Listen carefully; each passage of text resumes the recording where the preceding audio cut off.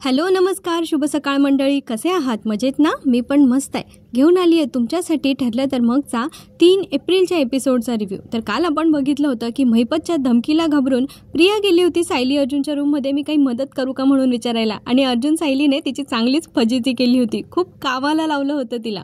आता तिला तर अश्विन घेऊन गेला आहे तिकडून, आणि आता सायली आणि अर्जुन दोघं मिळून नाश्त्याची तयारी करताय. अर्जुनने सायलीला चॉपिंग करून दिलं आहे आणि सायली मस्तपैकी फोडणीला घालते. ते दोघं गप्पा मारत असतात त्यावेळेला सायली सांगते, प्रियाला कामाला लावलं खरं, पण तिने सगळा गोंधळ घालून ठेवला. अर्जुन म्हणतो, पण ते एका अर्थी बरंच झालं. आता ती सारखं आपल्या रूममध्ये मी मदत करते असं म्हणणार नाही. सायली त्याला सांगते, आता कांदा चिरून झाला ना की तुम्ही वर जाऊन बसा, पुढचं सगळं मी करते. अर्जुन म्हणतो, नाही, आपण दोघं मिळून काम करूया, म्हणजे कामं कशी पटापट होतील. तेव्हा सायली त्याला टोमणा मारते, पटापट होतील की वर करून ठेवली तशी दुप्पट होतील. तेव्हा अर्जुन बिचारा जरा बुजरा होतो आणि म्हणतो, नाही अजिबात नाही, आय प्रॉमिस.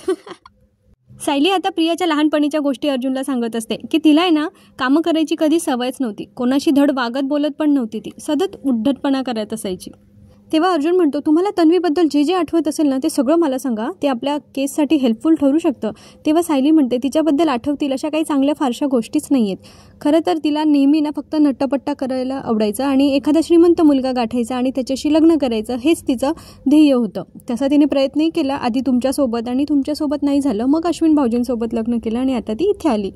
तसं ती आश्रमात कोणाशी नीट बोलायची नाही, पण विलासशी मात्र व्यवस्थित बोलायची, आणि तिच्यासाठी पैसा खूप इम्पॉर्टंट होता. सायली पुढे सांगते की एकदा महिपत जेव्हा पहिल्यांदा आश्रमात आला होता ना, तेव्हा तो पैशांनी भरलेली बॅगच घेऊन आला होता. त्याला वाटलं होतं की मधुभाऊ लगेच तयार होतील आणि त्याला आश्रम देऊन टाकतील, पण त्यांनी तसं केलं नाही ना. म्हणून तो बॅग घेऊन जेव्हा परत चालला होता तेव्हा प्रिया त्याच्या मागे गेली होती आणि ती पैशांची बॅग स्वतःकडे तिने घेतली होती, आणि वरून आम्हालाच समजावून सांगत होती की आश्रम विकल्याने आमचा कसा फायदा होणार आहे. आता अर्जुन म्हणतो, म्हणजे ही गोष्ट महिपत आणि साक्षीच्या लक्षात आलं असेल की आश्रमातली ही मुलगी त्यांचा फायदा करून देऊ शकते, आणि म्हणून त्यांनी तिला तिच्या बाजूने केलं असेल. अर्जुन म्हणतो, तुम्हाला तन्वीबद्दल एवढं माहिती आहे तर मधुभाऊंना किती माहिती असेल. सायली म्हणते, त्यांच्यापेक्षा जास्त तर तिला कोणीच ओळखत नसेल. अर्जुन म्हणतो फंटॅस्टिक, चला मग आपण मधुभाऊंनाच जाऊन भेटूया. तेव्हा सायली सांगते की पोहे झालेच आहेत तर नाश्ता आपण त्यांच्यासाठी घेऊन जाऊया. आता ते दोघं जाणार असतात मधुभाऊंशी बोलायला. दुसरा सीन अजिबात चुकवू नका, कारण दामिनी देशमुखची ग्रँड एंट्री आपल्याला दाखवली आहे. त्यांचा इंट्रो सीन आहे हा, आणि त्याच्यामध्ये दामिनी देशमुख एकदम स्थिर गंभीर अशा त्यांच्या फाईल्समध्ये डोकावून असलेल्या, आणि त्यांच्यासमोर एक वयस्कर क्लायंट बसलेला, जो पैशाने फार सधन दिसतोय, पण त्याने काहीतरी गोष्ट केली आहे, म्हणजे चूक केली आहे, गुन्हा केला आहे, आणि त्याला त्याच्यातून बाहेर पडायचं आहे. आता तो दामिनी मॅमला सांगत असतो की मला या केसमधून बाहेर सुटायचं आहे, मला जेलमध्ये नाही जायचं आहे. त्यावेळेला त्या एका पेपरवर त्याच्यासाठी 15 लाख रुपये अशी त्यांची ह्या केससाठीची फाईल लिहून देतात. तेव्हा तो व्यक्ती म्हणतो की हे थोडे जास्त नाही का होत. त्यावेळेला त्या म्हणतात की माझ्यासाठी तुम्ही खून केला आहे, मर्डर केला आहे, काय केलं आहे, कुठला गुन्हा केला आहे ते काहीही इम्पॉर्टंट नाही आहे. तुम्ही गुन्हा केला आहे की नाही केला आहे ते पण मी बघत नाही. मला फक्त तुमच्याकडून माझ्या अकाउंटमध्ये एवढा पैसा येण्याशी मतलब. मग मी तुम्हाला याच्यातून कसं बाहेर काढते ना हे तुम्हाला तुमचं पण कळणार नाही. म्हणजे दामिनी देशमुख ह्या फक्त आणि फक्त पैशांसाठी काम करणाऱ्या वकील असतील, म्हणजे त्यांच्या बुद्धीचा वापर त्या अशा पद्धतीने करून घेत आहेत. ती व्यक्ती म्हणते, अहो 15 लाख रुपये ह्या केससाठी? माझी केस तशी सोपी आहे ना. त्यावेळेला दामिनी म्हणतात की तुमची केस सोपी असती तर देशातल्या टॉप 5 वकिलांपैकी एकीच्या समोर तुम्ही बसलेले नसतात. अहो 25 कोटींचा फ्रॉड केला आहे तुम्ही. तुमची पुढची हिअरिंग ही तुमची शेवटची पण असू शकते. तुमच्या विरोधातले सगळे पुरावे कोर्टात सादर केलेले आहेत. तुम्हाला पुढे 10 वर्षाची जेल पण होऊ शकते, पण हा निर्णय फक्त मीच फिरवू शकते, कारण तुम्हाला केस जिंकण्यासाठी फक्त आणि फक्त मीच उपयोगाला येऊ शकते. त्यामुळे हे पैसे तुम्ही अकाउंटला ट्रान्सफर करा आणि निश्चिंत राहा. तुम्ही केस जिंकलेच म्हणून समजा. झालं असेल तर निघा, कारण माझ्या एक सेकंदाचं मोल तुम्हाला परवडणारं नाही आहे. तेव्हा ती व्यक्ती म्हणते, मला समजलं, मला यातून तुम्हीच सोडवू शकता हे माझ्या लक्षात आलं आहे. आणि आता ती व्यक्ती त्यांची केस दामिनी देशमुखांना द्यायला तयार होतात आणि त्यांची फीस पण भरायला तयार असतात. तेव्हा दामिनी एक डायलॉग मारतात त्यांना की आकाशात वीज चमकताना बघायची असेल ना तर फुकटात बघता येते, पण कोर्टात वीज तळपताना पाहायची असेल तर हा निर्णय तुम्हाला घ्यावाच लागतो. म्हणजे दामिनी देशमुख ह्या हुशार आहेत, पण एक अहंकाराची छटा त्यांच्या कॅरेक्टरला इथे दिसते. अर्जुन सायली आलेत आउट हाऊसमध्ये मधुभाऊंना भेटायला. मधुभाऊ अर्जुनला म्हणत असतात की तुम्ही तर तिला चांगलंच ओळखतात जावई बापू, अजून काय वेगळं सांगायचं आहे तिच्याबद्दल. तेव्हा अर्जुन त्यांना विचारतो की तुम्हाला प्रियाच्या वागण्यात कधी प्रॉब्लेम दिसला होता का. त्यावेळेला मधुभाऊ म्हणता, अहो कधी नव्हता ते विचारा ना. आता त्यांनी तिच्या लहानपणीचा लेखाचोखच काढला आहे बहुतेक वाचायला. ते सांगतात की लहानपणापासून तशी ती टोकाची स्वार्थी होती. आश्रमात कधीतरी कुणासाठी खेळणं यायचं आणि मग ते खेळणं सगळे मुलं खेळायचे, पण ही प्रिया ते खेळणं सोडायचीच नाही हो. सायली सांगते की एकदा जानकीसाठी आणलेला फ्रॉकसुद्धा प्रियाच घालून बसली होती. पुढे मधुभाऊ सांगतात की माणसं कशी तोडायची ना हे तिला बरोबर जमतं. एकदा आमच्या आश्रमात एक वृद्ध दाम्पत्य आलं होतं आश्रयासाठी, तर या प्रियाने त्याला परस्पर पाठवून दिलं होतं की आमच्या आश्रमात आधीच एवढी गर्दी, आणखीन 2 लोक खाण्याला कशाला, आम्हाला कमी पडेल असं तिला वाटत होतं. त्यावेळेला मी पनवेलला होतो आणि तिने परस्पर हा निर्णय घेतला होता आणि तिने परस्पर त्या दाम्पत्याला पाठवून दिलं होतं असं मधुभाऊ सांगतात. त्यानंतर त्या अर्जुनला सांगत असतात की मी तिला बऱ्याचदा वाणसामान आणायला जर पाठवलं ना तर ती काय करायची की कमी दर्जाचं वाणसामान आणायचं आणि बाकीचे पैसे तिच्याजवळ ठेवायचे. एकदा मी तिला गहू आणायला पाठवलं होतं, तर तिने ते गहू परस्पर विकले आणि मग मला सांगितलं की ते येताना वाटेत सांडले म्हणून. आता माझी ही गोष्ट लक्षात आली होती, पण मग मी तेव्हा काही तिला जास्त बोललो नाही आणि त्यानंतर तिला तशी कामंही कधी सांगितली नाहीत. आश्रमातल्या काका काकूंना पण ती फार वाईट वागणूक द्यायची. एकदा त्यांचा डायलिसिसचा खर्च परवडत नाही असं प्रिया म्हणत होती आणि म्हणून तुम्ही त्यांनाच हॉस्पिटलमध्ये काहीतरी काम का नाही शोधत असं तिने सांगितलं होतं. त्यावेळेला त्या काकू फार रडल्या होत्या माझ्याजवळ. म्हणजे किती विचित्र होती ना प्रिया. त्या व्यक्तीचं स्वतःची ट्रीटमेंट चालू आहे त्या हॉस्पिटलमध्ये आणि ती त्यांनाच तिथे काम शोधायला सांगत होती. वा, किती कमालीची, स्वार्थी आणि हुशार, अतिहुशार आहे ही. मग अर्जुन म्हणतो ती आश्रमात कोणाशीच नीट नाही वागायची. त्यावेळेला मधुभाऊ सांगतात अहो कोणाशीच नाही. सायली म्हणते की तिचं लक्ष कायम ह्याच गोष्टीवर असायचं की आश्रमातल्या लोकांची संख्या कशी कमी करता येईल.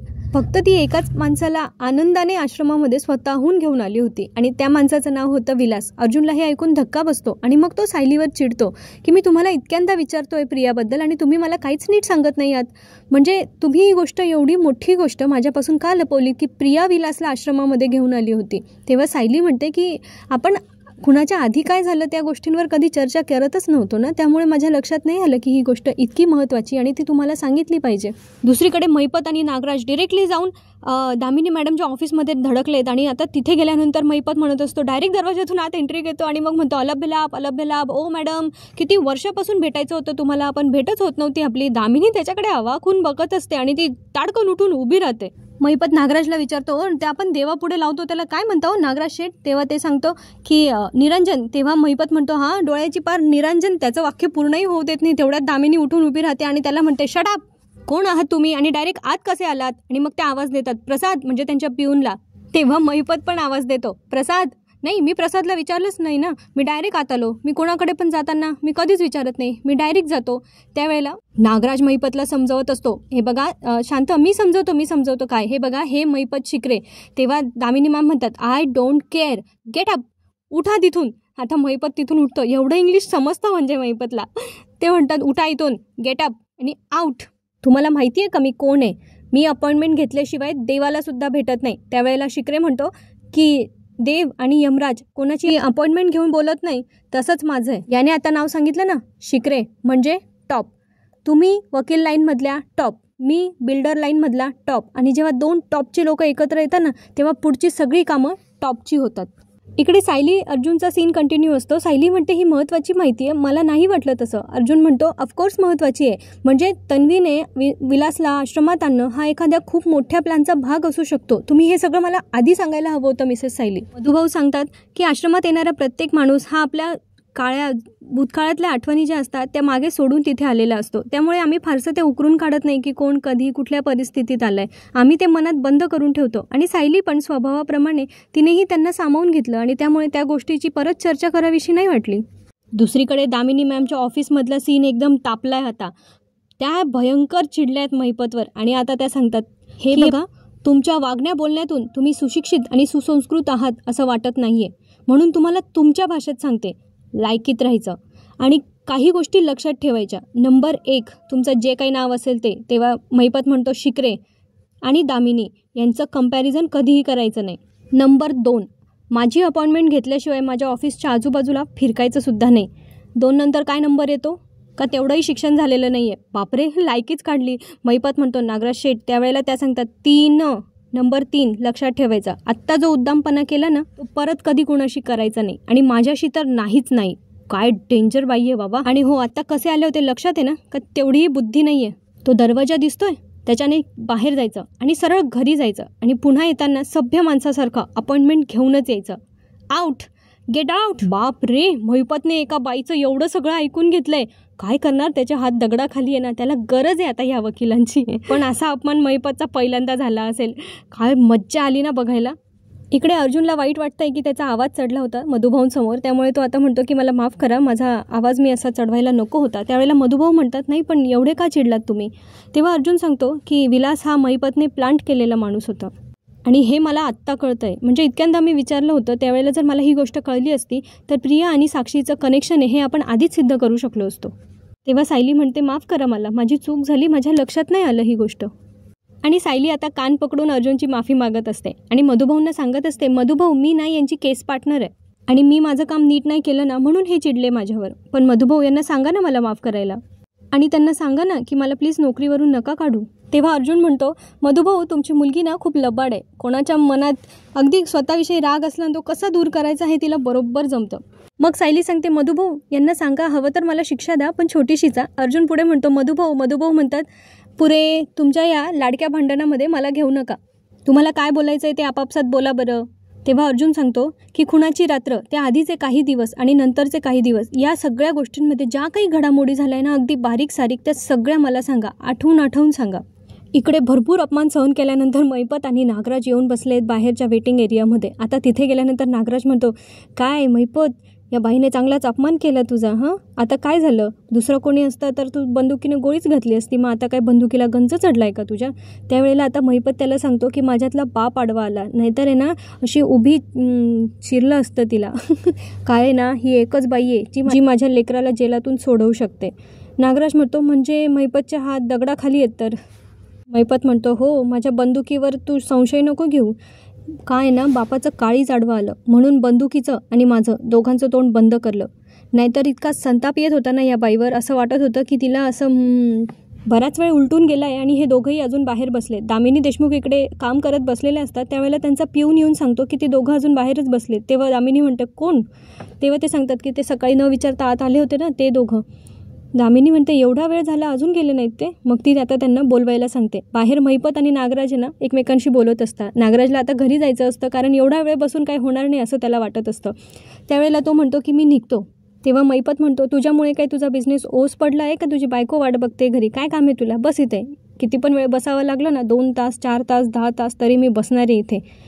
मग नागराज म्हणतो, ती बाई बोलवणार आहे का आशाने तुला. तेव्हा महिपतला गॅरंटी असते की ती बोलवणार. आणि आता पिऊनने पण सांगितलंय ना की ते दोघं बाहेर थांबलेत म्हणून. आता बघा महिपतची ॲक्टिंग आलेलं, बाहेरूनच ॲक्टिंगच्या तयारीत आलाय आणि आल्या सरळ दामिनी बाईच्या पायाशी पडलाय, तो लोळलाय अक्षरशः. त्यांना साष्टांग दंडवत घातलाय, त्यांचा नमस्कार केलाय पाया पडत की माझी मुलीला वाचवा, माझी केस घ्या म्हणून. आणि त्यांना म्हणत असतो मला माफ करा. ते म्हणतात, मूर्ख आहात का तुम्ही, उठा जरा. तेव्हा महिपत म्हणतो, नाही जोपर्यंत माझ्या पोरीची केस घेतली असं तुम्ही मला सांगत नाही ना मी नाही उठणार. त्या म्हणतात, आधी मला तुमच्या मुलीची केस ऐकू तर द्या.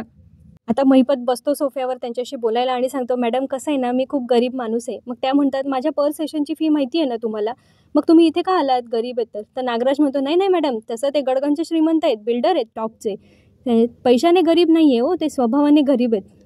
आता दामिनी म्हणते, माझी फी देऊ शकणार असाल ना तर मी तुमची केस घ्यायला तयार आहे. तुमचं वकीलपत्र घेतलं म्हणून समजा, मग तुमचं नाक कुठे चाललंय, तुमचं काय झालंय, मला याच्याशी काहीही घेणं देणं नाही आहे. आता नागराज ती केस एक्सप्लेन करायला जातो, उभं राहून ती फाईल देत असतो दामिनी मॅडमकडे आणि म्हणतो, अहो झालं असं आहे की आरोपीचं असं म्हणणं आहे की यांच्या मुलीने. तेव्हा त्या म्हणतात, तुम्हाला विचारलं आहे मी काही, खाली बसा.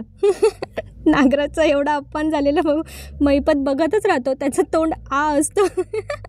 नंतर दामिनी म्हणते, तुम्ही बोला. याला विश्वासच बसत नाही की नागराजचा अपमान केला या बाईने. तेव्हा तो नागराजकडेच बघत असतो महिपत. तेव्हा दामिनी विचारतात, ओ तुम्ही बोला. तेव्हा महिपत बोलायला सुरुवात करतो, काय कसं झालं आहे हो, माझ्या मुलीवर आहे ना खुनाचा आळ घेतला आहे हो. त्यावेळेला दामिनी विचारते, खरंच खून केला आहे का तुमच्या मुलीने की फक्त आरोप आहे.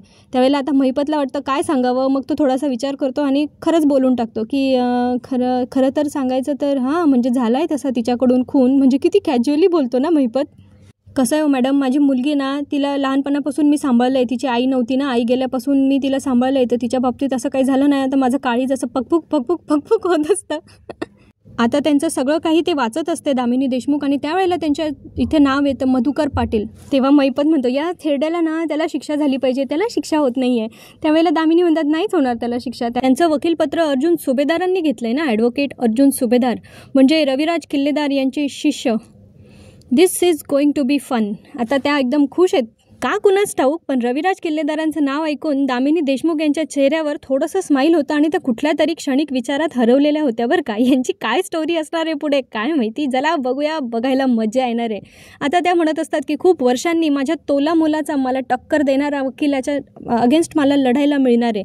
तर मग महिपत परत एकदा कन्फर्म करून घेतो, म्हणजे तुम्ही ही केस घेतली? तेव्हा दामिनी सांगते घेतली, तुमच्यासाठी नाही पण ॲडव्होकेट अर्जुन सुभेदारसाठी घेतली. बाप रे. चला आता हे 2 तगडे वकील आपल्याला समोरासमोर दिसणार आहेत काही दिवसानंतर, आणि प्रियाचं याच्यामध्ये काय काय सँडविच होतं आणखीन बघूया. इकडे सुभेदारांच्या घरी पूर्ण आजी कल्पनाताई नाश्ता करायला बसल्या आहेत. सायलीने बनवलेला नाश्ता आता प्रिया त्यांना सर्व करते. त्यांना थोडंसं मीठ कमी लागतं, मग प्रिया त्यांना मीठ वगैरे आणू देते आणि मग त्यानंतर त्यांचं शिऱ्यावरून डिस्कशन असतं. पूर्ण आजीला साजूक तुपातला शिरा खायचा आहे आणि प्रिया आता त्यांच्यासाठी शुगर फ्री शिरा बनवणार आहे, कारण ती म्हणते की थोडासा कशाला, पोटभर खा. मी पूर्ण आजी तुझ्यासाठी ना शुगर फ्री म्हणे शिरा बनवणार आहे. तेवढ्यात तिकडून सायली अर्जुन येताना दिसतात आणि प्रियाची तडकते परत. ती म्हणते या दोघांचं सारखं सारखं आउट हाऊसमध्ये काय असतं, ती केस काय आउट हाऊसमध्ये बसूनच सोडवणार आहे का, असा ती विचार करत असते. तेवढ्यात अर्जुनला चैतन्याचा फोन येतो आणि तो सांगतो की ह्या केसबद्दलची एक महत्त्वाची अपडेट आहे, पवार वकिलांनी ती केस सोडली आहे. अर्जुनला म्हणतो मग काय झालं, तर मग चैतन्य सांगतो की जे नव्या वकील आहे काहीतरी त्याने सगळी वट वापरून एक नवीन वकील हायर केला आहे आणि त्या वकिलाचं नाव आहे दामिनी देशमुख. आता हे ऐकल्यानंतर अर्जुनला पण धक्का बसतो, पण अर्जुन घाबरला नाही आहे. पण त्याला एवढंही कळलं आहे की यापुढे सगळं इतकं सोपं नसणार आहे, टफ फाईट असणार आहे, कारण दामिनी देशमुख स्वतः जिंकण्यासाठी आणि पैशांसाठी काहीही करू शकते. आता तो सायलीला म्हणतो की चला वर, मला तुमच्याशी महत्त्वाचं बोलायचं आहे. तेव्हा सायली म्हणते अहो पण नाश्ता. अर्जुन म्हणतो नाही, आधी वर चला, मला तुमच्याशी महत्त्वाचं बोलायचं आहे.